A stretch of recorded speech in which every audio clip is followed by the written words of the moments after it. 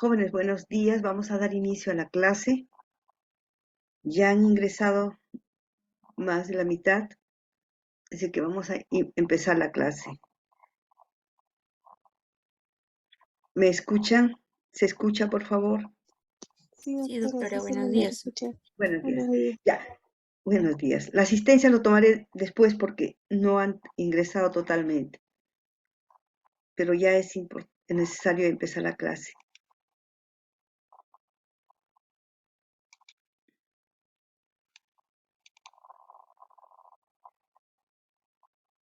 Ya. ¿Se ve la clase? Sí, doctora. Ya, muy bien. Bien, gracias.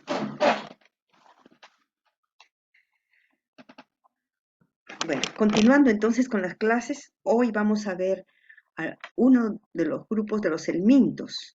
Habíamos dicho que los helmintos son pluricelulares. En la clase anterior vimos nemátodos que son unicelulares.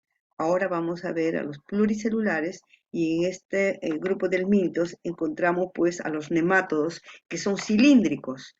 Tal vez alguna vez han visto pues a estos gusanos que los llamamos ascaris, ¿no?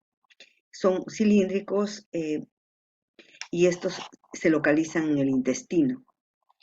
Van a llegar a producir enfermedades como la ascariosis, la triculiosis, la enterobiosis, la anquilostomosis o uncinariosis y la estrongiloidiasis. Vamos a ver entonces todas estas infecciones por nemátodos localizados a nivel del intestino. Vamos a iniciar con la ascariosis. Ascaris es lumbricoides, el nemátodo del hombre, porque encontramos en el hombre, pero también hay ascaris en el cerdo y otros animales, pero lumbricoides es del hombre.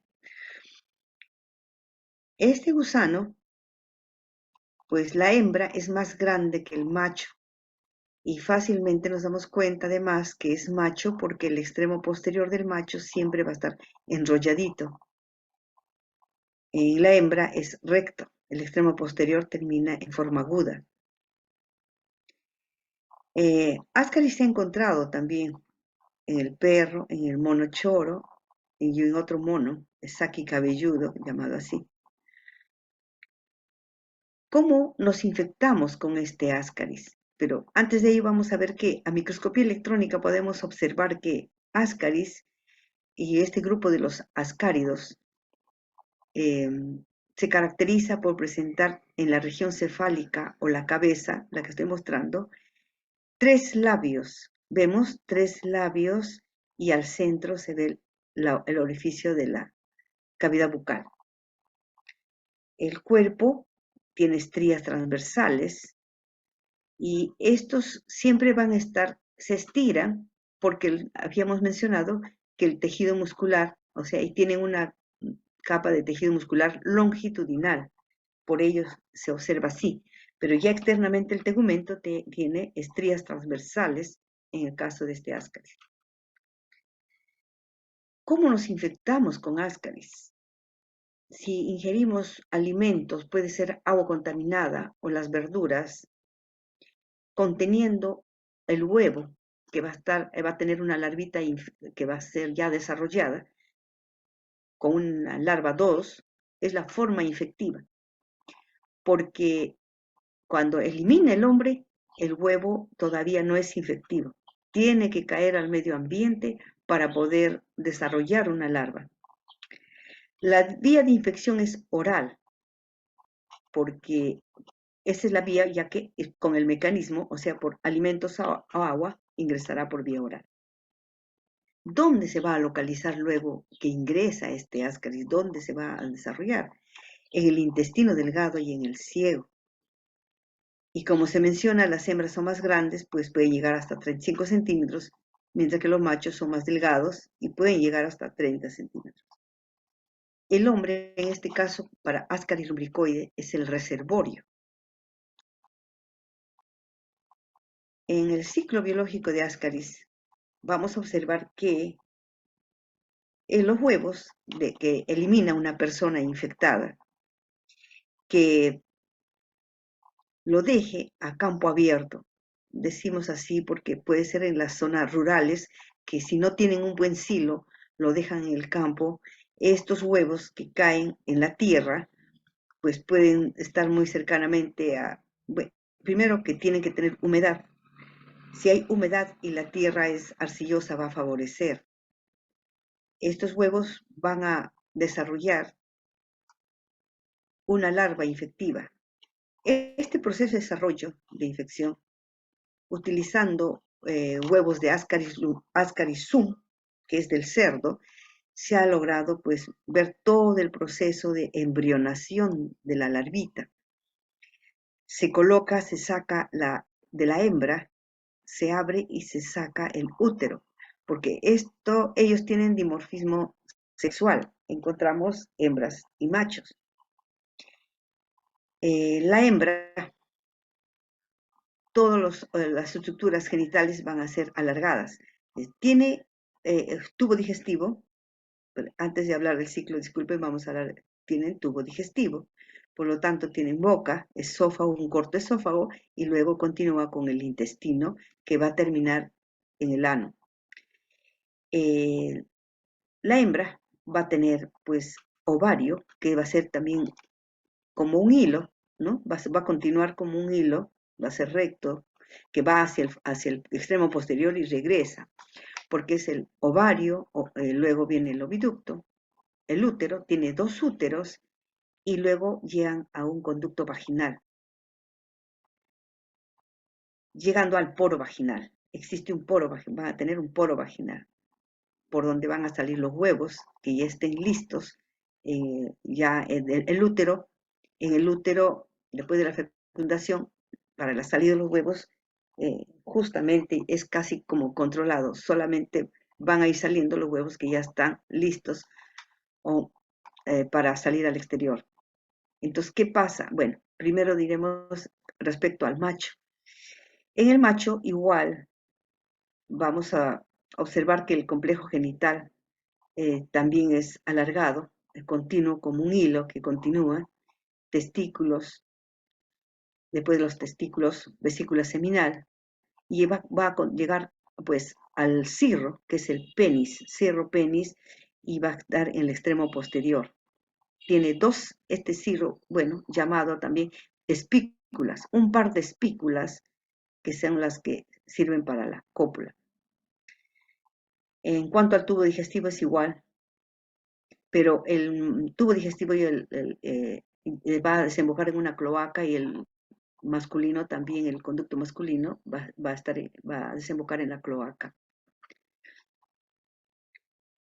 Entonces, estos adultos se desarrollan en el intestino delgado. Una vez que ya se realizó la fecundación, los huevos ya fecundados van a salir al exterior. Estos huevos pueden ser huevos fértiles o infértiles. ¿Cuándo son huevos fértiles? Cuando es colocada por una hembra que no ha fecundado, o sea, los huevos salen nada más al exterior y estos son infértiles, estos no van a desarrollar. Los huevos fértiles van a tener una sola célula en el interior y está cubierta por 3 capas. Tienen una capa mamelonada externa y 2 capas internas. La interna es de vitelo, va a tener, o sea, lipoproteica, ¿no? Tiene proteínas, la quinona es una de las cubiertas en el huevo. Bueno, cuando sale al exterior tiene solamente una célula y esta va evolucionando y todo lo podemos ver en una placa. Si sacamos, eso es lo que decía experimentalmente, huevos de la parte final del útero de la hembra y colocamos en una placa Petri con agua, simplemente agua de caño, pero con al 0.1% de formol para evitar la contaminación. Entonces colocamos y los huevos comienzan a incubar. se van dividiendo en dos, las células en dos, cuatro, ocho, forman una mórula. Después de la mórula pasa a la formación ya de una larva todavía gruesa, que poco a poco se va formando hasta formar una larva muy más delgada, más esbelta, sería la larva L2. Lista, ya está formada y es la infectante. Si la persona ingiere los huevos en los otros estadios, no va a continuar el ciclo. Tiene que ingresar la forma infectiva y esta puede estar contaminando pues los alimentos, las verduras, si se riega con aguas hervidas y estas se encuentran en el agua, en esas aguas pues de esta forma se pueden, pues sería una de las formas de ingresar al, a cualquier persona o cualquier niño. Experimentalmente, más o menos a una temperatura ambiental, puede desarrollar en 15 días, ¿no? Entre 10 a 15 días ya está la larva infectiva. Pero si los colocamos a una temperatura mayor, por eso que si hay sol en la parte de la selva es mucho más rápido. Entonces la temperatura ayuda a desarrollar más rápidamente la larva. Puede ser en menos tiempo. Entonces, más o menos ese es el tiempo que inclusive a veces ha demorado en laboratorio, porque no lo colocamos en la estufa, sino así al medio ambiente, eh, digamos, pues a veces hasta 20 días, 20, 25 días, ya todos están infectivos. Luego se hace una infección experimental en los ratones para observar todos los detalles que va a suceder en la persona. Entonces, el huevo que ingresa, entonces ingresa al tubo digestivo, pues las enzimas que van a ayudar, las enzimas del estómago, de la bilis, etcétera, algunos utilizan una que otro tipo de enzima, no todos utilizan las mismas enzimas. Entonces, una vez que ayuda al ablandamiento del huevo, que luego se rompe y también la larva, que está en continuo movimiento, permite la salida. Sale cuando ya está en el intestino y esta larvita va a penetrar la mucosa y por vía sanguínea va a ir por el sistema portepático, puede ir al hígado. Va al hígado y eso lo hemos observado en ratón. El ratoncito después de inocular al hígado ya está a los 2 días, o sea, a las 24 horas ya podemos encontrar, inclusive hasta las 48 horas podemos encontrarlo en el hígado.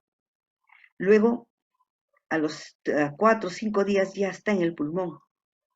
Ahí observamos, tenemos que inocular varios ratones para ir viendo la ruta de migración. Entonces, allá a otro ratoncito dormimos para observar cuando se encuentra a nivel del pulmón. Entonces, ahí en el pulmón comienza a migra y va produciendo daño porque también se está alimentando y segrega enzimas. Va a segregar enzimas para poder romper los tejidos. Entonces, puede romper los alveolos. El niño que se infecta, el que esté infectado, puede tener tos. Comienza con tos, puede escupir hasta de repente rasgos de sangre si es que hay vasitos que se dañan. Entonces va a depender de la cantidad también, de la cantidad de larvas que estén migrando. Si son pocos, va a pasar de repente desapercibido, pero si son muchos puede ser un cuadro, pues inclusive de tos y de alergia, ¿no? También, además de al escupir, pueden salir. El caso del estudio, pues esto para demostrar todo el ciclo ha demorado, porque si bien se ha encontrado ya en 1600 y tantos, pues hasta 1800 no se sabía muy bien el ciclo. Recién en 1922 se describe el ciclo con más detalle, pues un japonés ingiere 2000 huevos. Al ingerir los 2000 huevos embrionados, tiene un cuadro, ¿no? Tiene un cuadro terrible, inclusive eh, de escupir sangre, y escupe en el esputo salen las larvas, e inclusive pudo eliminar larvas en el esputo.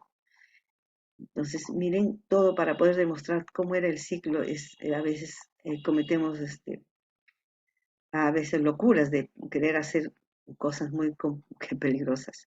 Entonces, bueno, la cantidad de estas larvas que migran luego de migrar, de estar hemos mencionado, a este ciclo le llaman el ciclo de los, cuando pasa por los pulmones.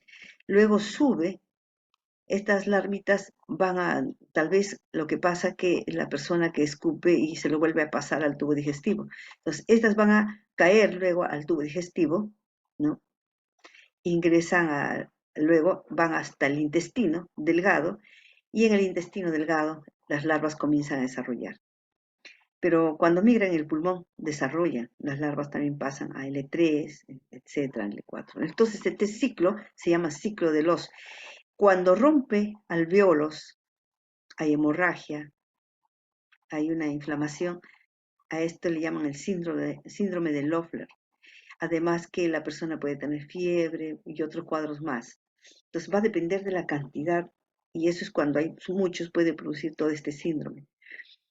El periodo prepatente, todo esto más o menos es de 50 a 75 días. Ahora, claro, en el ratón es corto el tiempo porque son pequeños. También estas larvas se pueden perder, pueden migrar afuera, a lugares ectópicos, y pueden causar daños severos porque pueden ir a otros órganos. Cuando llega el adulto, y muchas veces también puede ser que no hayan muchos, ingresaron y desarrollaron, pues no hay muchos parásitos, desarrollan adultos, pocos adultos. Estos a veces en las personas no pasa desapercibido todo este proceso, no le dan importancia y después de un año el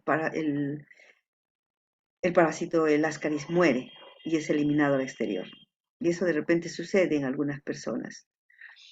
Entonces los huevos fecundados, aquí estamos observando, son anchos, ovoides, miden pues 45 a 75 micras de largo por 35 a 50 micras de ancho. Es mamelonado, la cubierta externa es gruesa, como habíamos mencionado, y este es el huevo fértil con la larva 2. El huevo infértil, como vemos acá, está totalmente cubierto. Si lo miramos al microscopio es totalmente oscuro, como está tomada la foto ahí. Mientras que cuando tiene la larva, el huevo se hace transparente, podemos ver el movimiento inclusive de la larva. Se menciona entonces una interna, la capa vitelina, que con el vitelo que también sirve para alimentación, ¿no? Es lipoide, la capa transparente, hay otra capa y gruesa de glicógeno, y la externa mamelonada que es albuminoide. Aquí en el síndrome de Loeffler, ¿no? Vemos que esta larva está migrando en el pulmón, entonces se extrae el pulmón de los ratones, el hígado, el pulmón, al hacer los cortes histológicos podemos observar que ahí está la larva. Entonces como es un corte de 5 a 7 micras, va a agarrar pues un pedazo de la larva, no es completo, ¿no? Por eso vemos un pedazo de la larva en el pulmón. Y vemos la reacción pues eosinofílica también. Hay una inflamación, proceso inflamatorio. Bien. Y un infiltrado inflamatorio crónico con eosinófilos y necrosis que se puede observar en este corte histológico. Se encuentra ampliamente distribuida en el mundo. Infecta también al chimpancé, al gorila, al mono rhesus y al cerdo. Tiene que ver con la contaminación, pues, del suelo, ¿no? O sea, es alguien que haya dejado las heces a campo abierto, o sea, en la tierra, o no hay condiciones sanitarias buenas, y esto ha sucedido en la parte de la selva, generalmente. El suelo arcilloso, como mencionamos, es la que va a facilitar el desarrollo de las larvas, porque si cae el huevo a un lugar muy seco, digamos como el cemento, una vereda, el cemento, se va a destruir si inclusive le cae el sol. El clima cálido y templado, y húmedo, lluvioso, favorece la eclosión y muda de las larvas. Según la Organización Mundial de la Salud, pues hay 1.221 millones de personas, dice, infectadas. Y se estima una mortalidad también de 20.000 por año a nivel mundial. Un 30% de la población mundial presenta parasitismo intestinal crónico. Lo tienen en algunas personas, es a veces hasta asintomático, como les mencionaba, y después de un año solo se curan cuando se elimina el parásito. En poblaciones pues aborígenas se ha logrado alcanzar pues hasta el 95% de personas infectadas. Es un problema de salud pública, en realidad es un problema porque afecta a los niños no van a poder tener una buena alimentación, todo pues llegan a una etapa de desnutrición, pérdida de vitaminas, etc. En cuanto a la fisiopatología y manifestaciones clínicas, como migran dentro del intestino y los conductos, pues, y conductos que depositan líquidos digestivos provenientes ya sea del hígado, vías biliares y páncreas, estos pueden migrar por ahí. Por ello, cuando se le da un antihelmíntico, se tiene que dar pues la dosis exacta para que estos no se pongan nerviosos y desesperadamente puedan migrar por diferentes conductos, como se menciona ahí. La larva 3, que ya cuando está en el pulmón, porque ha ingresado a la L2 y a 3 en el pulmón, y en el pulmón inclusive hasta formarse la L4, va a romper los capilares y los alvéolos, ¿no? Y inclusive estos, bueno, se pueden alojar en los alvéolos pulmonares hasta desarrollar la L4. Entonces todo el lapso que está en los pulmones, pues va produciendo tos en el niño, problemas pulmonares que cuando inclusive en la pantalla de rayos X se pueden ver opacidades, ¿no? Por migración de acuerdo a la cantidad de larvas. Entonces, posteriormente, estas larvas ya son deglutidas y llegan al intestino. Habíamos dicho luego, van a caer al intestino. Y cuando hacen la fase pulmonar, ¿no? El daño, cuando es intenso también puede haber fiebre, hay respiración irregular tipo asmático y lesiones múltiples de los alvéolos. Cuando hay lesiones, hemorragia e inflamación es el síndrome de Loeffler. Estas larvas pueden migrar, ir hasta el cerebro, los ojos, los riñones, y ahí pueden producir pues sintomatología grave. Estas cuando se pierden son larvas aberrantes. En Francia se ha reportado una infección por el ascaris del cerdo también. Bueno, posteriormente no se ha hecho un estudio acá si todas las personas se infectaron con ascaris sum o también pueden infectarse con ascaris lumbricoides o también accidentalmente pueden infectarse con ascaris sum. Entonces, requiere evaluar y esto tiene que ser ahora por molecular. La tasa de prevalencia, pues, va a depender también, ¿no? Tiene que ver con el saneamiento ambiental, la educación sanitaria de la población en los colegios. Es importante indicar la higiene personal y de los alimentos, lavarse bien las manos antes de ingerir alimentos. Luego lo otro es que también los alimentos que compran los alumnos en el colegio debe ser controlado en los kioscos, qué sé yo, donde se venden alimentos. Las personas pueden estar infectadas, no tienen buenos hábitos higiénicos y si no se lavan bien la mano y luego procesan los alimentos, es así como se va contaminando.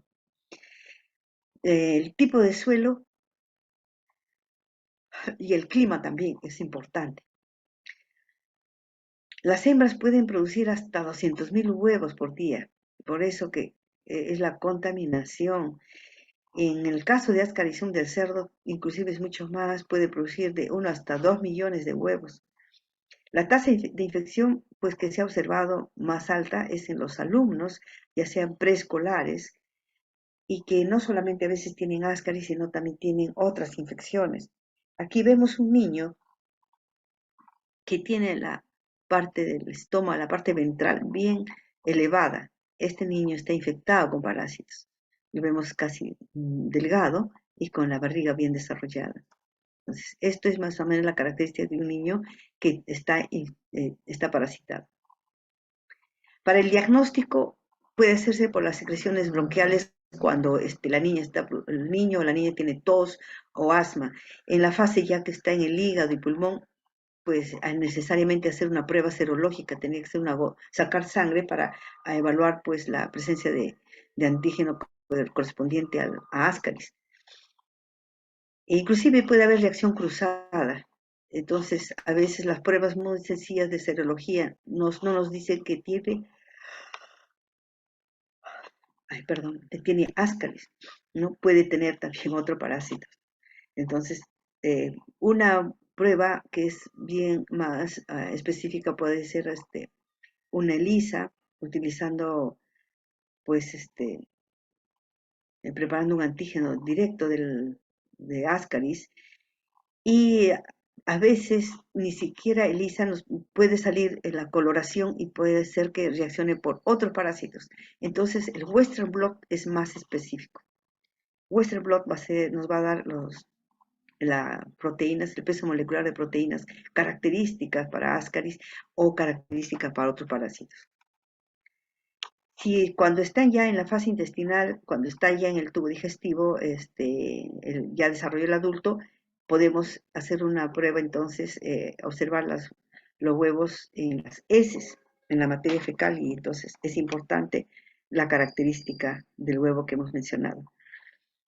En cuanto al control, es importante, como mencionamos, si esto es un problema, pues existen condiciones deficientes del saneamiento ambiental, la cantidad de basura, no hay un control en los lugares, las moscas, que también son transmisoras mecánicas de los lugares contaminados hacia los alimentos, ¿no? Estándares bajos de higiene personal, tratamiento masivo y periódico de la población, que también se tiene que hacer, eliminación sanitaria también de las heces, es que eso es lo más importante, ya que es el hombre el hospedero definitivo. El agua potable, que es importante, los niños a veces toman agua directamente del caño sin que sea un agua hervida. Y en cuanto al tratamiento, igualmente, el lavendasol, el pamoato de Pirantel, Oxantel, y la piperacina, etc. Ah, ahí se ha ido una L y una O en voy a corregir. Bien, hasta ahí es Ascaris. Y observamos acá, miren, este niño, este es un cadáver de un niño que como está frío ya el cuerpo han comenzado a salir por la nariz. Y observamos que pues tienen a veces, están obstruidos con gran cantidad de adultos de Ascaris en el intestino. Vamos a ver ahora la tricuriosis. Trichura, así es el parásito, el agente etiológico, es un nemátodo primitivo. Ahora vamos a ver por las características morfológicas que vamos a indicar. Parece un hilo. Le llamaron el gusano látigo porque pensaban que la parte delgada era la cola, pero no es la cola, es la parte anterior. Lo que observamos finito, bastante delgado, es porque después de la boca continúa el esófago. El esófago no es como en los demás nemátodos. El esófago está formado por unas células, una detrás de otras, como si fueran ladrillitos, que son los esticocitos, llamados así. Eh, entonces, esa es la característica. Entonces, es un gusano entonces más primitivo. El 3/4 partes casi del cuerpo es delgado y luego la parte posterior es grueso. Observamos acá, como siempre, la hembra va a ser más grande y el macho un poco de menor tamaño, pero además que vamos a ver que el macho siempre va a estar enrollado en la parte posterior y terminando pues en la espícula, que es la importante para la fecundación. La hembra puede llegar a medir hasta 50 milímetros y el macho hasta 45 milímetros. La hembra elimina entre 1000 a 4600 huevos al día. Entonces, el mecanismo de infección es el hábito también de pica. Hay niños que comen tierra, a veces están sentadas en el suelo y se ingieren la tierra, o también las verduras contaminadas. Verduras, o contaminadas, pues regadas con aguas hervidas. La vía de infección también es oral, tiene que ser por alimentos, ¿no? Ingresa por agua o alimentos. La localización es en el colon e ileo. Este parásito raro va a ir hasta la mucosa o la capa muscular del ciego y el apéndice, porque también se encuentra en el apéndice. Y con menor frecuencia, pues, en el colon e ileo. Sin embargo, cuando hay gran cantidad, ahí es el gran problema porque vamos a ver el cuadro que va a producir. A este grupo de parásitos les llamamos geohelmintos, o sea, producen una geohelmintiasis. Geo viene de tierra, quiere decir que necesariamente el huevo tiene que caer a la tierra para poder desarrollar el estadio larvario infectivo. Predomina en las áreas cálidas y húmedas. En su ciclo biológico, igualmente, el hombre que esté infectado va a eliminar los huevos que no están infectivos, necesitan caer al medio ambiente, a la humedad, ¿no? Y va dividiéndose internamente y forma una larva.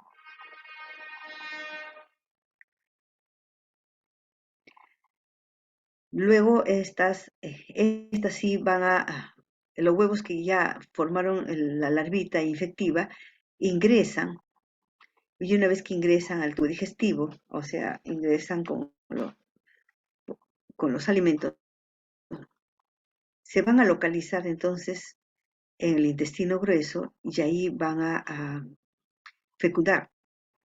Desarrolla el adulto, fecundan y los huevos salen al exterior. Sin embargo, cuando esto, pues, bueno, vamos a hablar primero de los huevos. En condiciones óptimas, los huevos desarrollan en menos tiempo, puede ser menos de 7 días, pero de más o menos el lapso de desarrollo es entre 7 a 14 días. Entonces, la persona que ha dejado, especialmente sucede en la parte de la selva. En la parte de la selva se encuentra el mayor porcentaje de parasitosis. Sin embargo, aquí en los lugares también fuera de fuera de la ciudad, digamos, donde no hay escasez de agua, no hay agua y desagüe, una buena conexión de agua y desagüe. Y si no hay un buen silo, ahí es la contaminación. Después de la infección, a más o menos al mes, aproximadamente aparecen ya los huevos en las heces. En la tierra húmeda y cálida, entonces, requieren pocos días para ya hacerse infectivos. Va a segregar también enzimas, segregan enzimas, estas larvitas van a segregar enzimas, provocando urticaria. Hay elevación de la inmunoglobulina E, también hay la eosinófilos, o sea, hay aumento de eosinófilos, y si se hace un análisis de heces, en las muestras de heces también se van a observar cristales de Charcot-Leyden. Aquí el problema es con la lesión mecánica también, ¿no? La lesión mecánica, ellos tienen en la parte anterior como una lanceta que ellos lo introducen para prenderse. Entonces, va a causar inflamación, un edema y también hemorragia en la zona donde si se mueve para desprenderse y poder ingresar o avanzar en el otro tejido, ¿no? Es grave, muchas veces puede llegar a ser grave, o produciéndose una colitis. Esto se debe a una intensa invasión, o sea, hay una gran cantidad que puede llegar a producir inclusive un prolapso rectal, ¿no? Con dolores tipo cólico, intestinal, hiperperistaltismo y desintería. ¿Sí? Y ese es el que va a producir entonces el prolapso rectal. No es siempre, pero puede ocurrir en casos graves. Infecciones masivas, ¿no? Que como se menciona, pues la mucosa intestinal, como se observa en este corte, hay varios, se hace edematosa, fiable, con sangrado. Hay degeneración y necrosis de las células que están cercanas a la cabeza del parásito. como tiene esa lanceta, es el daño que produce. Se encuentra ampliamente distribuida en el mundo. Si observamos este mapa, pues observamos zonas más oscuras en la parte, bueno, en América Central y América del Sur. No está en las zonas más frías, pero en la parte tropical sí. En África igualmente, en la parte sur de África y Asia igual.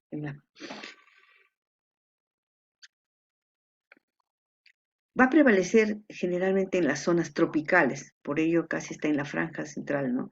Y también en zonas templadas con lluvias. Se estima, según la Organización Mundial de la Salud, que hay 900 millones con 10.000 casos clínicos anuales. Ahora, la persona que lo tiene al parásito lo puede tener pues por años, si no hay tratamiento, lo puede tener y va eliminando los huevos. La prevalencia está relacionada con la humedad del suelo. Pueden permanecer vivos por periodos hasta de 5 años. Estos, miren, estos no mueren rápidamente, pueden estar mucho tiempo si no se hace tratamiento. Y mientras tanto la persona, pues, el niño que tenga, puede tener desnutrición, etc. El examen parasitológico tiene que ser seriado, con hallazgo de huevos en las heces, y tiene que ser una técnica de concentración que sea buena para poder hacer una buena colecta de los huevos y para hacer una buena identificación. Cuando se toma una muestra, se pide la muestra de la persona infectada, ¿no? No es conveniente hacer una preparación directa. Cuando se hace una preparación directa, muchas veces puede salir un falso negativo. Por ello es importante la técnica de concentración, ¿no? Hay técnicas que indican cómo concentrar los huevos y eliminar pues los restos más, digamos, que nos van a molestar si miramos una gotita en la lámina portaobjeto para el microscopio, porque cuando se observa el microscopio no debe estar oscuro, entonces los restos que no son necesarios debe eliminarse, entonces hay técnicas que ayudan para ese proceso. La observación directa entonces del parásito también en la mucosa rectal y a veces el recto está prolapsada, entonces esa es la otra, también observar en el niño. También pueden realizar una colonoscopía y rectoscopía.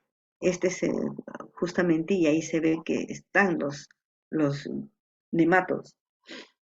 Es importante la educación y la higiene personal, tanto personal como ambiental.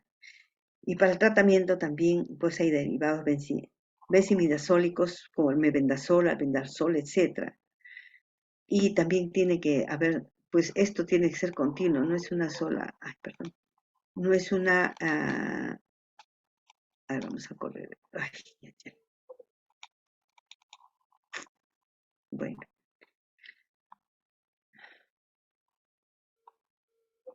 bueno. Los niños pueden tener anemia, desnutrición, entonces también requieren tratamiento. Por ello, no solamente es el darle el antihelmíntico, sino también observar otros detalles. Para ello, pues le hacen varios análisis.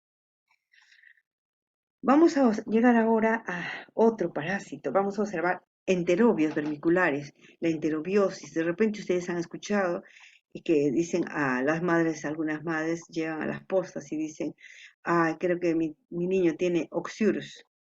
Es más conocido como oxyurus, creo que así lo conocen las madres, pero su nombre científico es enterobios vermiculares. Este enterobios vermiculares es muy contagioso y es bastante común. Digamos, si en un colegio hay un niño infectado, fácilmente pueden infectarse casi todos los del salón, porque por la contaminación. Los niños no tienen buenos hábitos higiénicos y a veces la presencia de estos parásitos pueden quedarse en la región perianal. Ahora vamos a ver. Entonces, ¿cómo se infecta? Primero que el huevo es larvado, el huevo que tiene una larva es la forma infectiva, pero este huevo larvado ya es infectivo desde el momento que ya está en el exterior, pero no porque inmediatamente eh, eh, digamos, en cuanto salió ya fue infectivo. No, pero por cómo ha sido el proceso.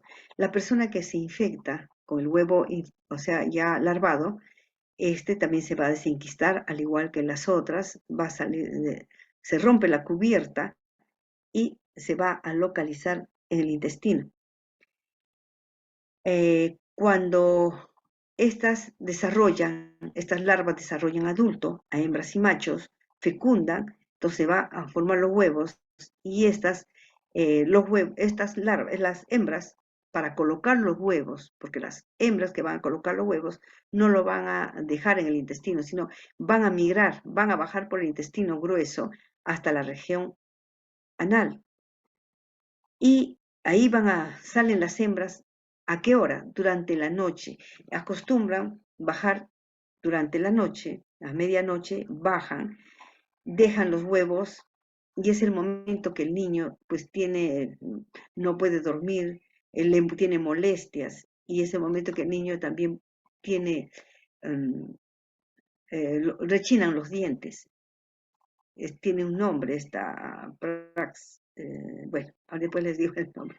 Entonces, los niños eh, inquietos durante la noche. ¿Y qué ha pasado? La hembra ha salido a colocar los huevos y la hembra regresa. Nuevamente se regresa la hembra dejando los huevos. Los huevos van a caer, entonces van a estar, los huevos ya van durante el tiempo que se queda hasta la mañana, ya en 5 o 6 horas se hace infectivo.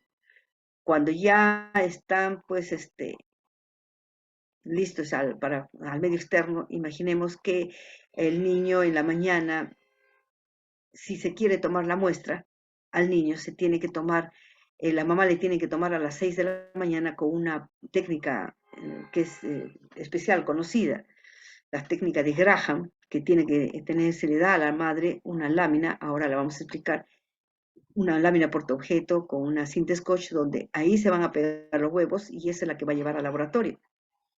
Pero, entonces, ¿qué ha pasado? Algunas hembras no pueden regresar y se pueden quedar en la región perianal.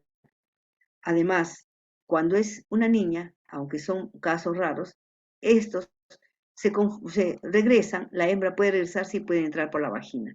Se han encontrado casos también, entonces, en las niñas, se han encontrado hembras en la vagina. Entonces, estas hembras pues regresan.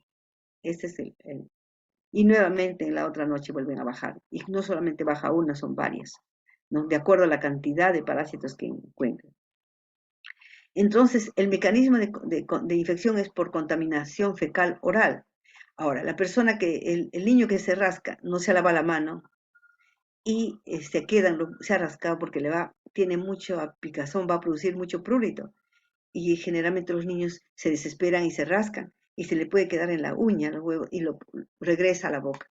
No solamente eso, caen los huevos, la mamá si lo baña y después, bueno, puede ah, ya no encontraría los huevos, ¿no? Para eso, para tomarle la muestra, tiene que ser antes de llevarlo a la ducha al niño. Ahora, si no se ha bañado el niño, va a caer también en las sábanas. Y la mamá sacude las sábanas, va a saltar en todos los lugares. Es así como hasta la madre se puede contaminar y todos los que están en casa se contaminan porque si sacude, y los huevos han caído a la cama, sacude, estos van a caer en diferentes partes, ¿no? Pueden estar en los juguetes también de los niños, además de la ropa de cama, etc. Y por inhalación pueden ingresar también, ¿no? Estos están en el medio ambiente y ingresan. La localización es el ilion terminal, ¿no? Ilion terminal en la parte final del intestino delgado. También puede encontrarse en el ciego y el apéndice. Y también hasta el inicio del colon ascendente, como se indica acá. Entonces, esta es Enterobio vermicularis. Ay.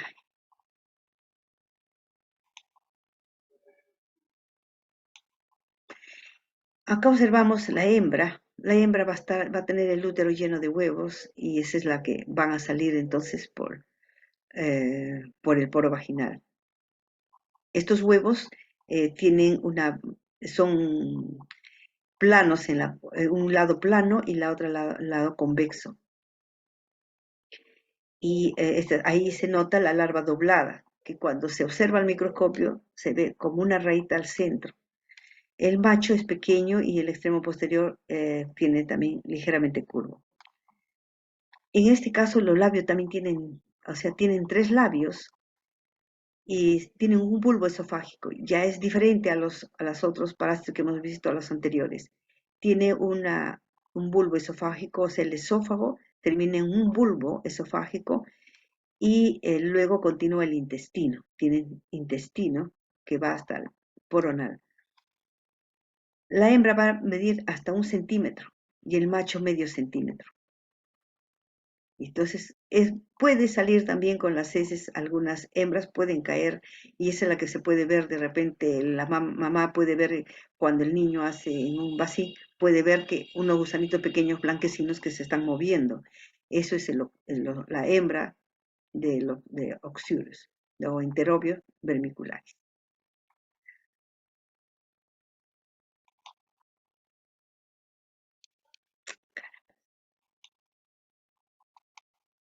Bien, en cuanto a los signos clínicos, el prurito perianal. También pues puede ir como decían las niñas, puede llegar puede ingresar por la vulva, ¿no? Y va a tener molestias, picazón de la nariz por el prurito que va a ocasionar la alergia, tienen la molestia de la nariz, los niños se hace irritable y de noche es el bruxismo, es el rechinamiento de los dientes. Y tiene trastornos del sueño, no duerme bien. El niño que no ha dormido bien va al colegio, está, pero todo se nota cuando un niño pues está parasitado.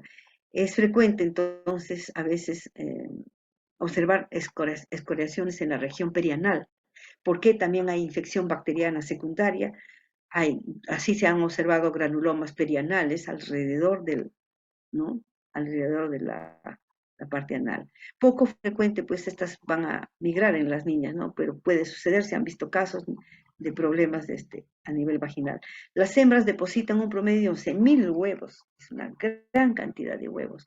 Por ello es que la técnica de preparación de la lámina con una cinta scotch y que tenga pues un borde suelto que puede llevar una, una pequeña, digamos, como una especie de cartulina que va a ayudar a agarrar la madre. De esa manera puede voltear y hace que se peguen, toda la región perianal va a tocar de esta manera en la cinta scotch y luego cubre la lámina con la cinta scotch y así lo llena en un sobre y lo lleva al laboratorio. Esta técnica se llama la técnica de Graham. Y como si a veces se va a quedar también pegada, si hay alguna hembra se va a quedar pegada en la cinta scotch. Bueno, entonces los huevos transparentes hay que saber observarlas y poder identificarlas por la característica que se menciona, ¿no? De la presencia de la larva en el interior.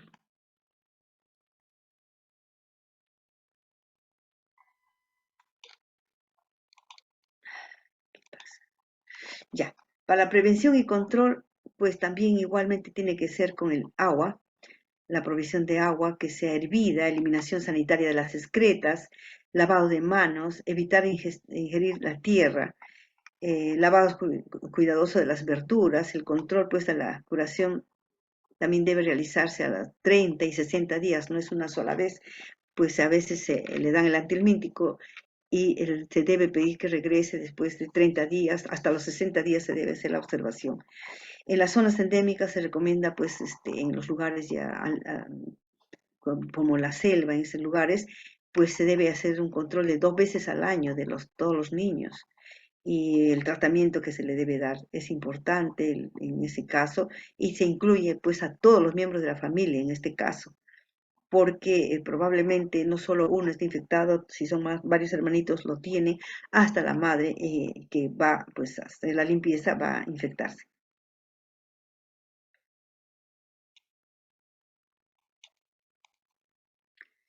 Vamos a ver otro parásito que es Anquilostoma duodenale y también está Necator americanus. A esto les llamamos la enfermedad es la anquilostomosis. Y, o uncinarias, ¿por qué uncinarias? Por la costumbre de llamarlo y hasta ahora en los laboratorios de diagnóstico le dicen, encontré huevos de uncinarias. ¿Por qué? Porque los huevos de ancilostoma y necator son idénticos y como son igualitos, desde hace muchos años se comenzó colocándole huevos de uncinarias. Y para poder diferenciar, pues hay técnicas, porque como los huevos son idénticos, simplemente se dice huevo de uncinarias y porque no se sabe si es de Acinetostoma o Necator. Pero de todas maneras se menciona que Acinetostoma duodenale está más en el viejo mundo y Necator americanos tenemos en el nuevo mundo, en América. La forma infectiva es la larva filariforme. Ahora aquí ya son larvas. Larvas ya no son los huevos, sino las larvas filariformes. Vemos acá el adulto, es bastante grueso, ¿no? Aquí está la hembra, siempre de mayor tamaño que el macho, y la parte dorsal lo va a tener en forma así doblada, por eso viene la de uncus, que es gancho, como si fuera un ganchito, o sea, la forma doblada de hacia la parte ventral. La hembra llega a medir pues entre 10 a 13 milímetros por 0,6 de ancho. Y el macho pues hasta 11 milímetros. Se localizan en el intestino delgado, en el duodeno, ahí es, por eso Acinetostoma duodenale, se localiza en el duodeno, se alimentan de sangre y tejidos y tienen sustancias anticoagulantes que van a segregar para poder tomar la sangre y pueden ingerir hasta 0,25 a 0,5 mililitros al día, ¿no? Al día, o sea, cada individuo, de tal manera que si son muchos, pues también es peligroso para el niño infectado. Entonces, aquí observamos que Ancylostoma duodenale tiene dientes, mientras que Necator americano tiene placas. Placas también que son como dientes, placas cortantes, ¿no?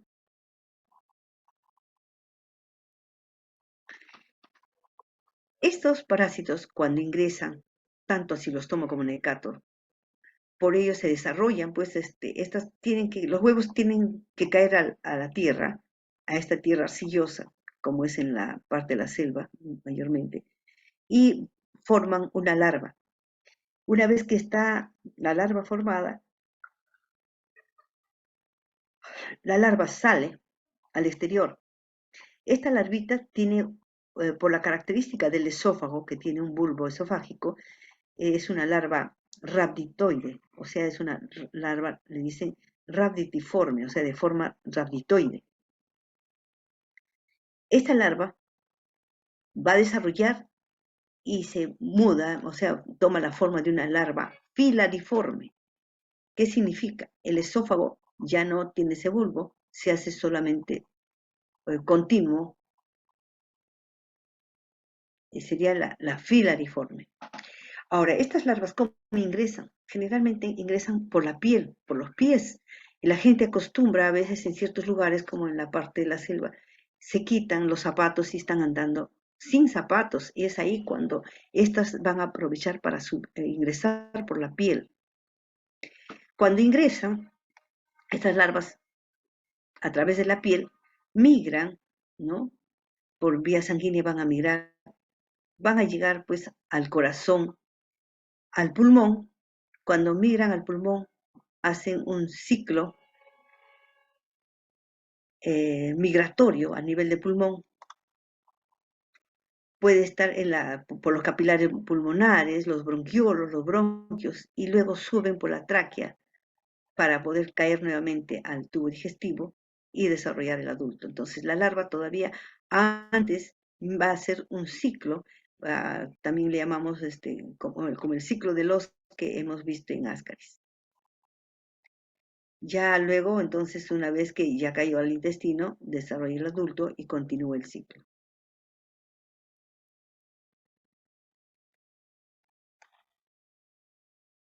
Bien, en cuanto a la patología, va a ocasionar trastornos digestivos. Este parásito es el que produce una anemia microcítica hipocrómica, que es más severa cuando hay mayor cantidad de parásitos. Los niños cuando tienen con una infección intensa pueden presentar hipoproteinemia y retardo en el desarrollo físico y mental también. Hay una mala absorción intestinal porque se van a alterar las criptas intestinales y se reducen las microvellosidades. Entonces todo eso va afectando, en este caso, pues a los niños.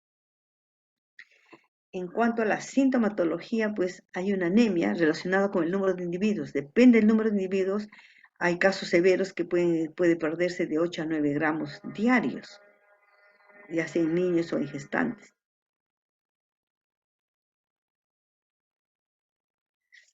Bien, también la sintomatología pues va a variar por un dolor abdominal, pérdida de apetito, náuseas, diarrea, etc.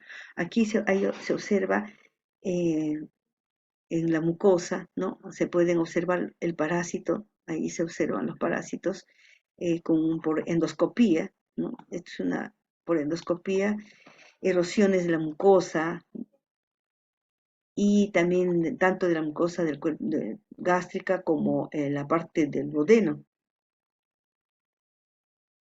Hay erosiones y sangrado, se puede ver, hay una erosión y sangrado.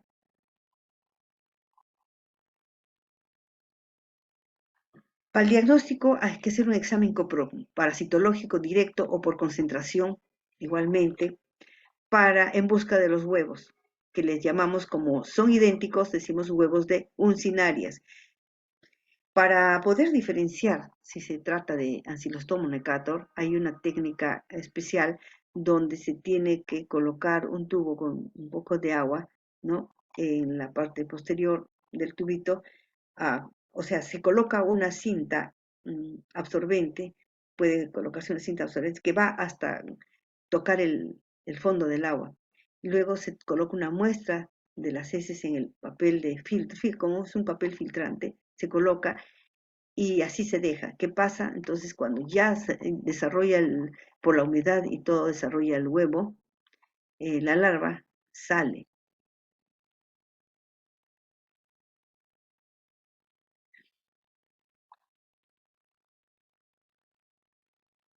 Bueno, entonces las larvas que ya se forman van a caer al fondo del agua, del tubito, y es la forma como se pueden observar. Luego se coloca una gotita del tubo, de las larvitas ya han salido del huevo, y los miramos al microscopio y para poder identificarlos. Ahora en la siguiente diapositiva vemos cómo identificamos. La prevención, pues importante nuevamente, provisión de letrinas, qué importante es enseñar a hacer letrinas en esos lugares, y también el tratamiento, ¿no? Si hay personas infectadas o niños infectados.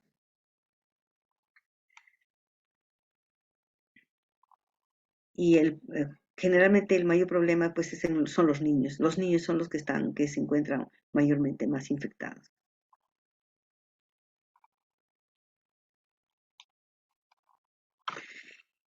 Vamos a ver estrongiloidiasis y acá vamos a mencionar a las uncinarias para poder diferenciarlas.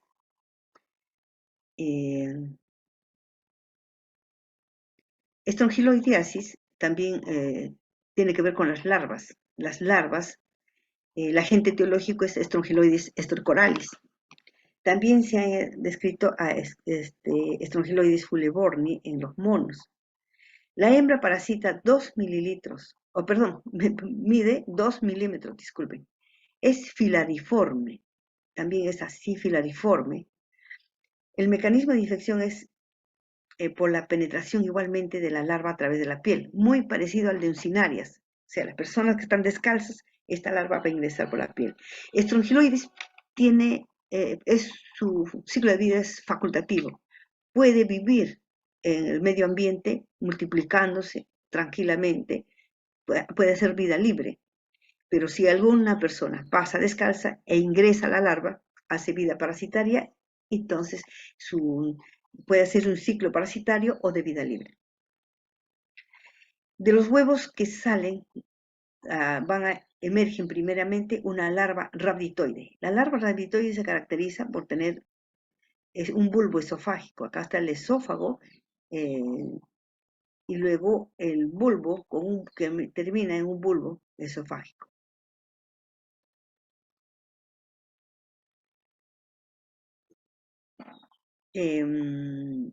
Las larvitas, ¿cuánto miden estas larvas? Miden 200 micras. Son pequeñas. Entonces, ahora el ciclo lo vamos a ver en la siguiente diapositiva. Lo que queremos es cómo diferenciamos Strongyloides estercoralis, la larvita, porque si en las muestras de heces lo que vamos a observar son las larvas. ¿Por qué? Porque estos eclosionan rápidamente. Estas se eclosionan rápidamente y son las larvas, no se quedan dentro del huevo. En cuanto se formó la larva, sale del huevo y lo que vamos a ver en las muestras de heces son las larvas. La larva de Strongyloides se diferencia de las de uncinarias, o sea, uncinarias porque puede ser de cualquiera de las dos, tanto Necator como Ancylostoma. Strongyloides tiene un esófago largo, mientras que uncinarias, en este caso tanto Ancylostoma como Necator, tienen un esófago más corto. Luego, en uncinarias la cola termina en punta, mientras que en Strongyloides en la cola vemos hendida, como si estuviera dividida en dos pequeñas. Esa es el extremo posterior de la cola hendida.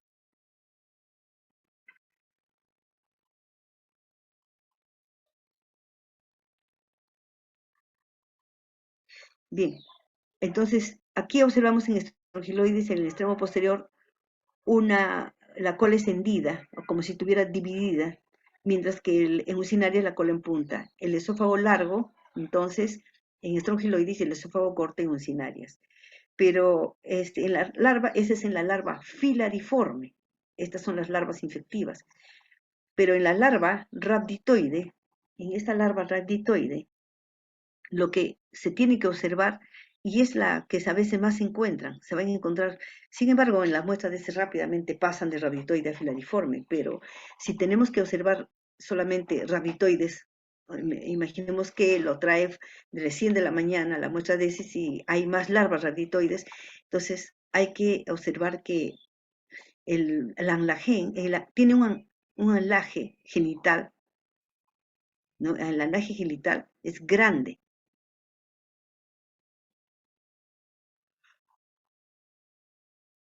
Esa va a ser una de las características para poder decir de qué se trata de larvas de Strongyloides.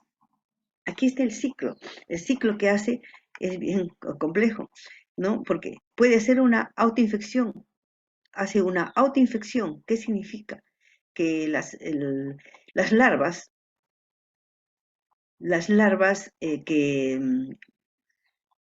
que han pasado de rhabditoides, porque lo que forma como si infectado es con una larva filariforme. La filariforme es la que ingresa, pero esta larva filariforme va a pasar a desarrollar a la hembra y coloca huevos.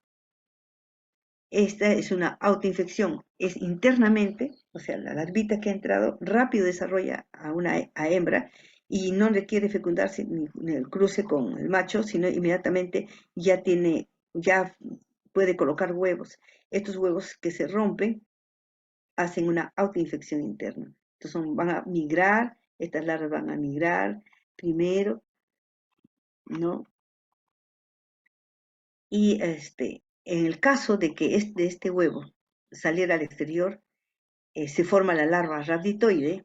Estas larvas rhabditoides se transforman en larvas filariformes y desarrollan el adulto, hembra y macho, en el medio ambiente, todo en el medio ambiente, y también forman, ya la hembra coloca huevos.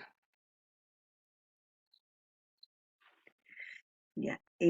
La otra forma, como si acá es un ciclo directo o un ciclo indirecto, ¿no? Donde hay hembras y machos, el indirecto es el que hemos visto, el directo pues sufre dos mudas, o sea, en 2 o 3 días la larva rhabditoide se transforma en filariforme y esa sería la forma infectiva, ¿no? Que penetra también por la piel, tiene que penetrar por la piel, va hacia los pulmones, ¿no? Y luego va a caer hacia la mucosa del intestino, dando lugar a hembras partenogenéticas. Esas hembras partenogenéticas, llamamos así, a las hembras que no requieren, o sea, tienen la organogenia bastante avanzada, los genitales avanzados, la genitalia avanzada, de tal manera que es capaz de producir huevos, la que hemos estado observando. Bien, entonces son tres modalidades de la larva rhabditoide. En cuanto a su distribución geográfica, pues se encuentra ampliamente distribuido en áreas tropicales y subtropicales. Vemos que también se escribe en América.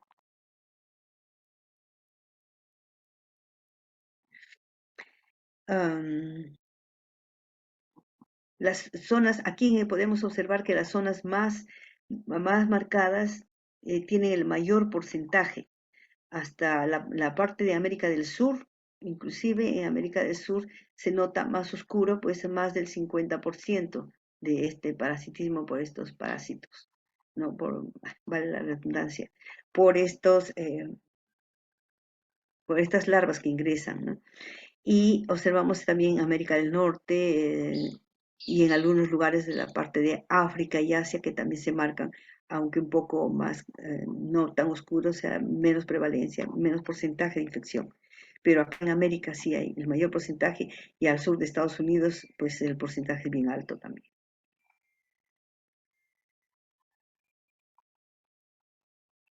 Manifestaciones clínicas se presenta de manera, pues, habitual, dice, en los pacientes inmunodeprimidos.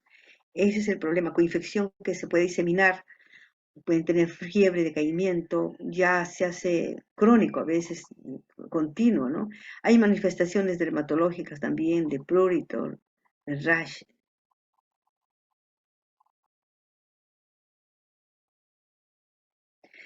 Las manifestaciones dermatológicas con prurito o rash maculopapular se localizan frecuentemente pues, en las partes inferiores, como vemos acá. Y esto también se llama larva currens, porque es la larva la que migra y hay una urticaria generalizada, ¿no? Acá vemos en la parte de los senos de esta señorita, etcétera, y también en la parte posterior.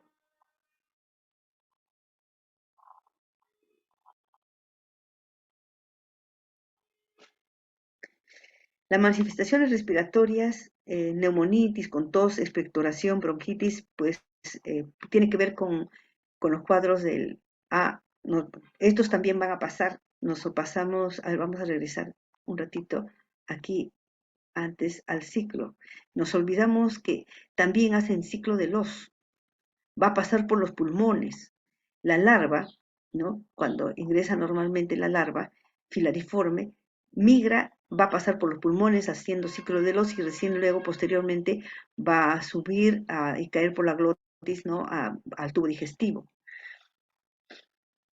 Entonces hace ciclo de los. Ya tenemos varios parásitos que hacen ciclo de los, además de Ascaris. Y estas son ya las larvas curren, que larvas que también migran. Hemos mencionado que estas tienen que ingresan por la piel, entonces estas migran y algunas, miren, no han ido por la vía hacia los pulmones, sino han ido hacia la piel. Los que migran y van hacia los pulmones, hacen el ciclo de los, les va a producir una neumonitis con tos, expectoración, bronquitis, y cuando en casos intensos hay el síndrome de Loeffler. Ya sabemos que ese síndrome tiene que ver con la destruimiento de los alveolos, se destruyen, se hace hemorrágico, etc. Y en cuanto a las manifestaciones digestivas, pues el dolor, la sensación de punzada o ardor, las náuseas, vómitos, anorexia y diarrea.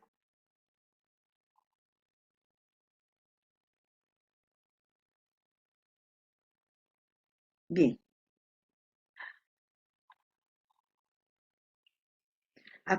antes de pasar, también vamos a observar que algunas personas pueden presentar larvas que, que pueden ser del perro y del gato. Ancylostoma brasiliensis es otra especie que se puede presentar y en el perro hay Ancylostoma canino.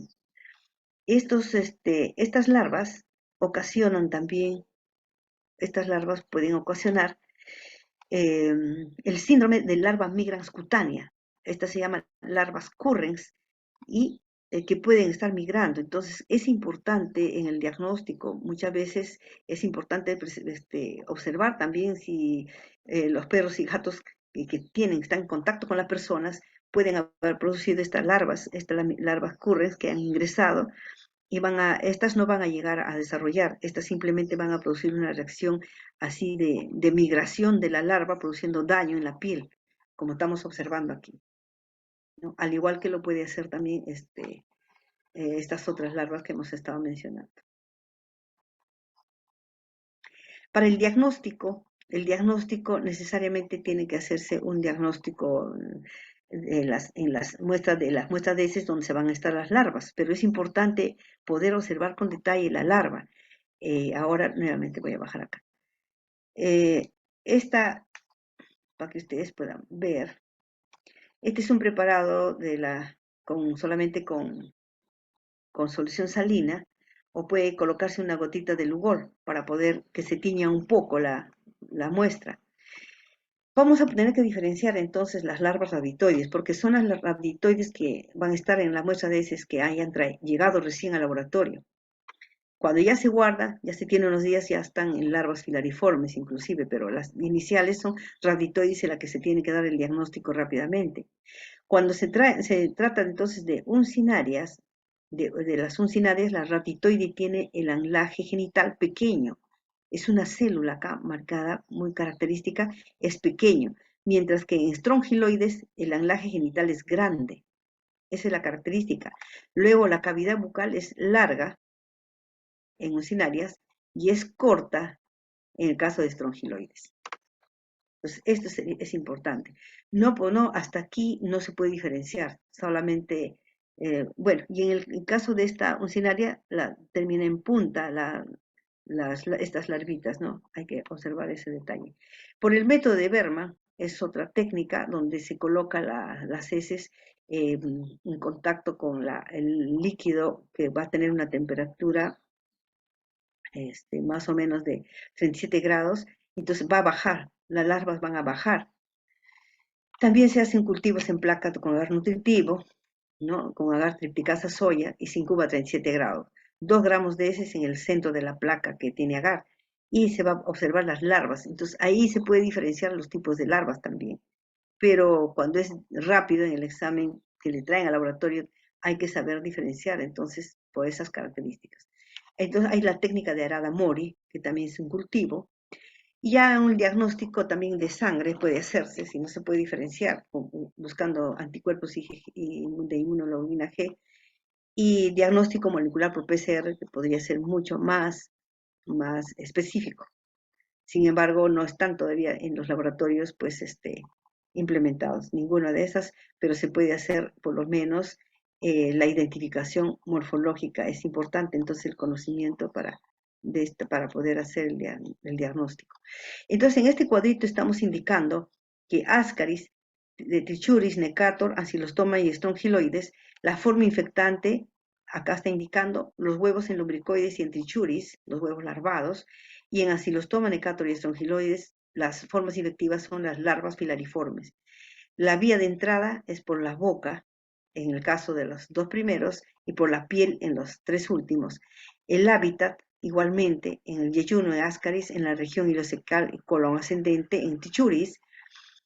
En el yeyuno, los Necator, Ancylostoma y Strongyloides en el duodeno y yeyuno. Aquí está también los días de prepatencia, ¿no? En Ascaris 60 a 75 días, en Trichuris de 60 a 90, y de los otros pues en menos tiempo, Strongyloides de 17 a 30 días.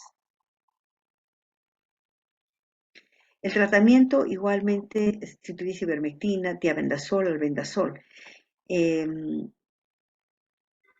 Generalmente se encuentra la helmintiasis o la geohelmintiasis pues en poblaciones donde en los países en vías de desarrollo. Según la Organización Mundial de la Salud, el 20 al 30% de latinoamericanos están infectados con juvenilmintos, que pueden llegar hasta un 50%. Esto observamos en nuestras zonas, pues, como la selva, que favorece también el clima y también la tierra arcillosa. Bien,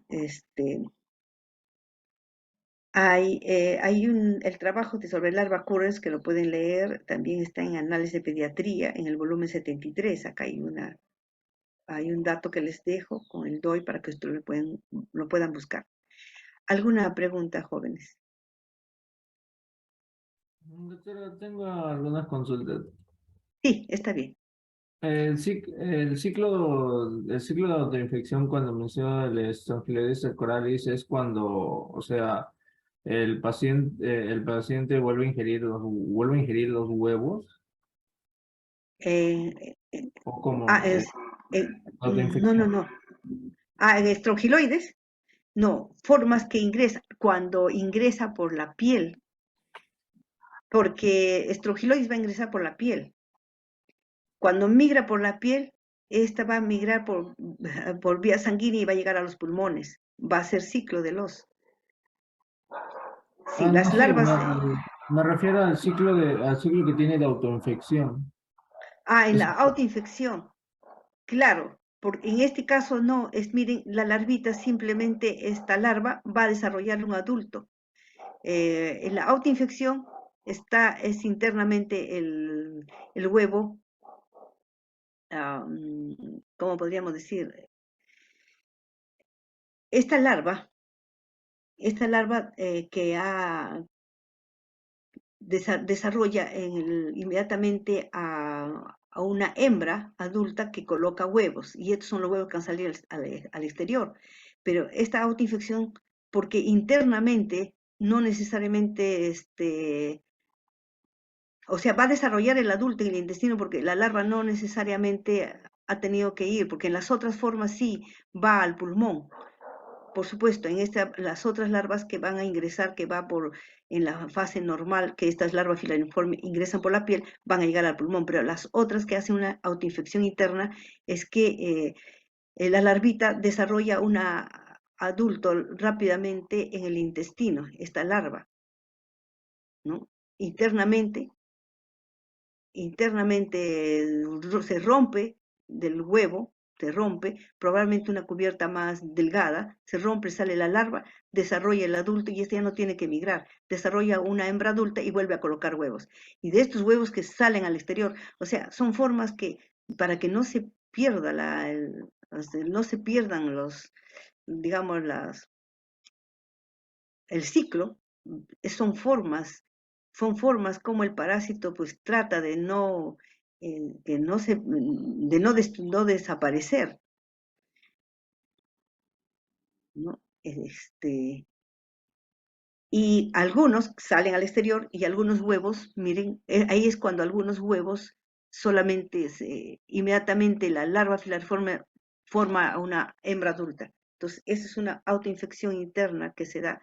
Son tres formas, entonces tenemos ciclo directo, indirecto y una autoinfección.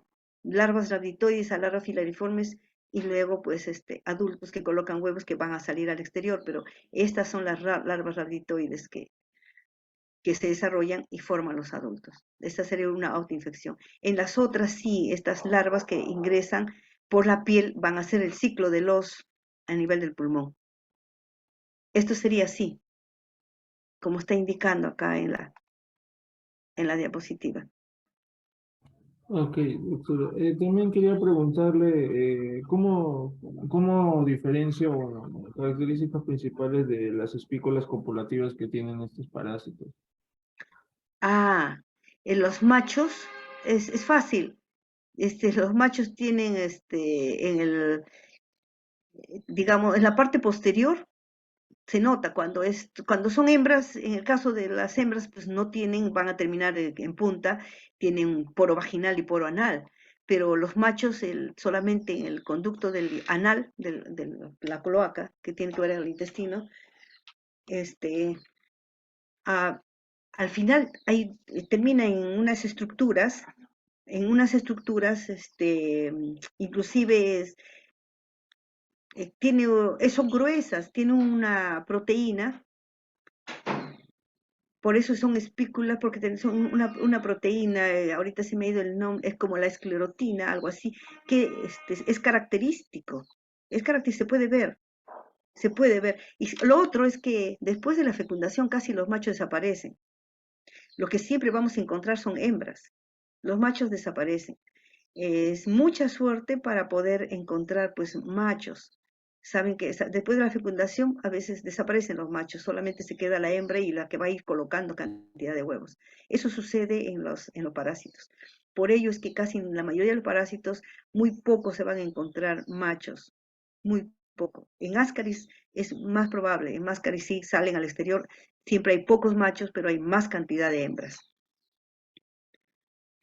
Sí, y en todas es notoria las espículas, es bien notoria. Tendrían que ustedes que ver adultos, en los adultos se ve la estructura, en algunos inclusive, algunos pueden presentar en trichuris, inclusive la espícula tiene espinas, es decir, como pequeñísimas, se ven pequeñísimas espinas que luego cuando se ve, pues es transparente, cuando se ve al microscopio, se ve ese detalle. No sé si Sí, he doctora, podido muchas responder. gracias. Sí. También quería preguntarle, en los enterobios vermiculares, ¿cómo forman estos el granuloma? Porque me tenía entendido que estos, al menos el granuloma se formaba en una inflamación crónica, pero cuando dejabas al menos una área cierta específica para que aparezcan ¿cómo se llama? No, las células gigantes a cuerpo extraño, y ahí dejaban todo este material y así, ¿no? ¿Cómo es en el caso de un parásito? Bueno, lo que pasa que imaginemos que en los bebés que están infectados, eliminan, si ese por el trichuris me está diciendo, eliminan, hemos visto que se queda en el pañal, en los huevos, salen estas larvas, y se observa también en otros, ¿no? Especialmente en Ascaris, que hemos visto en Ascaris, que se produce toda esta lesión, donde estamos viendo acá, en Ascaris, especialmente en estos ascariteos acá. En Ascaris y también puede ser en Trichuris también, ¿ah? En Trichuris también, creo que es la mejor que la vemos acá, pero creo que no está acá. Bueno, en Trichuris igual, ¿no? Que podría ser, a ver, en la región, eh, ¿qué nos produce? Acá están las larvas, aquí estamos. No, está diciéndome la parte de larvas, vamos a ver las larvas currens, de larvas que están migrando, te refieres a las larvas, porque en los bebés cuando están en el pañal estas larvitas salen, a veces comienzan si no hay higiene, pues el niño va al igual que lo puede hacer pues los protozoarios, se meten y comienzan a lesionar y a veces los niños no tienen buena higiene de repente en algunos niños y les comienza se meten y puede haber reacción alrededor perianal. Eso es lo que se ha observado en algunos casos como por infecciones parasitarias, ¿no? En el caso de ancilostoma hemos visto que, no, uncinaria sería, perdón, trichuris, por ejemplo, en el caso de trichuris que produce prolapso rectal. Igualmente, si está sangrando, sangra y produce lesión, hay una reacción, toda reacción inflamatoria a consecuencia de estos parásitos. Eh, no sé a qué te referías, si justo es más que se ve en los niños, porque por las heces que dejan en los pañales y está tan cercana pues que muchos inmediatamente salen las larvas y comienzan a hacer todo ese daño, ¿no? Eso es en el caso de los que tienen pues esa infección por estas larvas que puedan migrar nuevamente. Y una de ellas es pues enterobios, que estos adultos regresan, dañan, y algunas hembras que también pueden Si se quedan, dañan la parte de la región perianal. Yo no sé a qué te refieres cuando me dices que, por favor, si me pueden Ah, volver a ya. repetir. Me refiero a que como es que normalmente cuando yo o al menos identifico una herida y veo que es crónica, hace ese proceso que le acabo de mencionar la formación del granuloma, pero en el caso de este parásito, cuando este se queda anclado en cierta parte de un intestino y Claro, lo mantiene chupando, y sí, sí, sí. esa es mi Ah, idea. claro, Lo ahí, para, lo claro. para dañando y ahí no sé cómo se forma ese granuloma si no lo dejas. Ah, claro, es porque está dañando, hay una reacción ahí porque hay secreción de enzimas.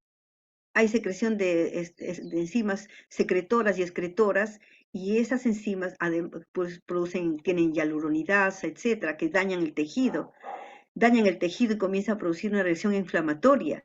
Hay necrosis, comienza con una necrosis, hay reacción de granulomas los eosinófilos, ¿no? Generalmente son los que se van a estar alrededor de la lesión. Y hemos visto, por ejemplo, Trichuris tiene una lanceta. De repente, Ascaris no tiene eso para prenderse, solamente tiene labios, pero en el caso de Tichuri sí tiene la lanceta y eso parece que sangra, hace sangrar, por ello se nota hemorragias. Y bueno, se produce hemorragia y comienza a necrosarse el tejido, hay una reacción inflamatoria y todo un problema, hay un daño, cuando es en el interior. Cuando dices granulomas externos, lo produce, por ejemplo, hemos visto por entamedia histolítica. Entamedia histolítica sí va a dañar la piel y hemos visto que ahí sí es tan grave con la reacción externa, ¿no? Aquí, esta es interna, le hacen por endoscopía, tienen que ver por endoscopía, esto es endoscopía. Por endoscopía pueden ver, observar y pueden detectar que ahí están los parásitos. Lo otro que también si es en trichuris es, a veces hay prolapso rectal y ahí se va a ver en el tejido incrustado los parásitos. Eso es cuando hay bastante, hay gran cantidad de parásitos, ¿no? Generalmente. Cuando a veces, como hemos mencionado, cuando son pocos, a veces pasa desapercibido, no se, a veces los padres no se dan cuenta de los niños que están infectados porque de repente son pocos, pero le están molestando, no le dejan crecer y todo eso y a veces no le observan. Pero los niños que tienen ya a veces más cantidad de parásitos, tienen problemas, desnutrición, todo eso, eso es lo que tiene que observarse, pues, tener pues programas para educación sanitaria y también para control, ¿no? Y las postas médicas deben tener esos programas para poder, pues, evaluar a los niños de esos lugares alejados a la ciudad, donde sí hay postas médicas. Muchas gracias, doctora. Y solo ahora sí tengo mi última duda. En todos los parásitos que presenta el 5 de los, ahora sí como nos acaba de mencionar, que tienen cierta relación, tienen cierta relación por migrar a diferentes otros órganos Sí, como el pulmón. Pero mi duda era porque que casi todos estos parásitos que tienen ciclo de los también estaban en el intestino delgado y no en el intestino grueso. claro, sí, ¿Hay pues alguna van hacia relación? ahí. Requieren para alimentación también, a veces partículas más, digamos, más procesadas, ¿no? Entonces, eso, la localización también depende con respecto a la alimentación que tienen ahí para localizarse. En Pichuri, sí, por ejemplo, está en el intestino grueso, está más posterior, pero casi los otros nematodos están en la parte alta. La localización también depende de la alimentación para cómo tienen que captar y estos se alimentan pues de tejido. El uncinarias es el que se alimenta de sangre, ¿no? Y por eso tiene un anticoagulante. Segrega, eso es una enzima también, es una enzima que se segrega enzima para que no se coagule y poder ingerir la sangre. Si tienen, pues todos, o tienen enzimas, y casi todos los que tienen tubo digestivo tienen enzimas. Por supuesto que algunos no tienen muy especializadas, pero algunas sí van a segregar esas enzimas. A las enzimas que segregan, además de producir daño, también producen reacción alérgica. Por eso es que hay que observar en los niños eso, ¿no? Si tienen alergia, pues se puede sospechar de picazón, de prurito en la nariz. Continuamente les pica la nariz, es una característica también. Y otros niños que desesperadamente que les pica la región anal, pues uno de ellos es enterobius. Enterobius produce un prurito que los niños se desesperan y eso hace que los niños pues también no puedan alimentarse bien, no ingieren bien los alimentos, entran en desnutrición, pues la desesperación, y a veces la madre es la que tiene que preocuparse de llevarla para que la desparasiten, porque si no ese niño no sé cómo pueda estar con tantos parásitos. Muchas veces se ha visto que en una muestra que se observa de esta muestra de Graham, cantidad de huevos, cantidades. Y eso que es una toma que se toma alrededor de la perianal. Entonces, ¿cuánta cantidad cuántos parásitos tendrá? Hay que tener bastante cuidado. Por eso, pues, el médico tiene que ser muy exigente para que en el laboratorio hagan un buen diagnóstico. Eso también es importante. Un buen diagnóstico, porque muchas veces hacen un diagnóstico directo, rápido, y dicen negativo, ¿no? Y pues un falso negativo es un daño para el niño. Bueno, Muchas ¿algo más, gracias, joven? doctora. No, Ya, eso sería todo. Gracias. ya, Profesora, de nada. Sí, profesora, una pregunta. sí, ¿Podría repetir, o sea, la morfología del enterobiosis, por favor? ya, de enterovis. Vamos a ver, de enterovis.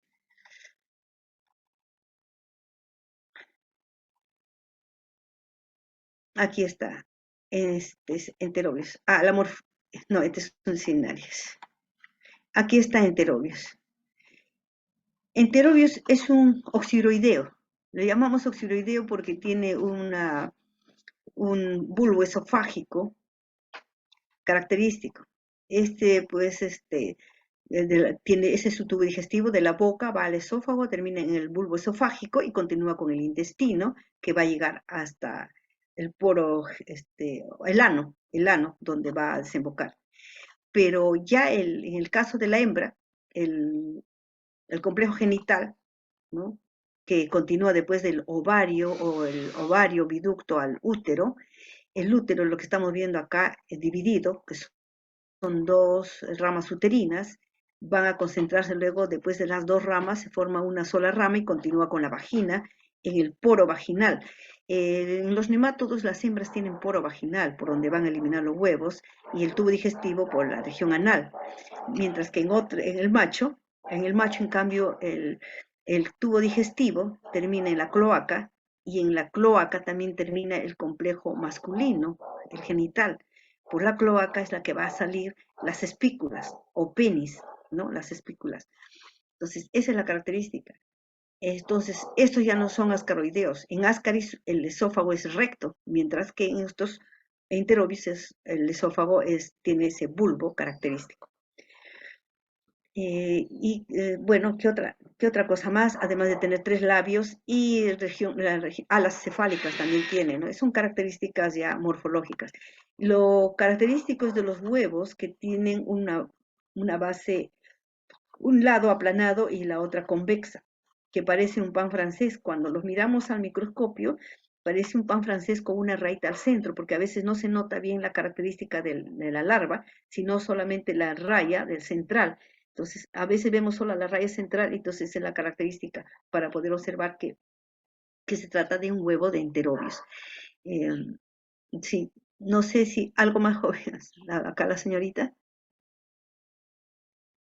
Gracias, profesora, eso nomás quería saber. Y- Ya. Ah, y la diferencia, pues, siempre la hembra es más grande, ¿no? Y el macho siempre está enrollado. Casi en todos los nematodos, el macho tiene el extremo posterior enrollado y es más chico. Y después de la fecundación, como les menciono, ya no encontramos a los machos. Por eso es que más tenemos hasta muestras de hembras para a que puedan observar, pero casi los machos desaparecen. Bien. ¿Alguna otra pregunta, jóvenes? Doctora, una pequeña consulta en lo que es lo de trichura. Usted había comentado de que ponían hasta 4.600 huevos, pero en la diapositiva decía 46.000. Sí, una gran cantidad de huevos, sí. Pero, o sea, Ah, ¿es esto cuatro pueden mil llegar a seiscientos poner, o cuarenta y claro, seis mil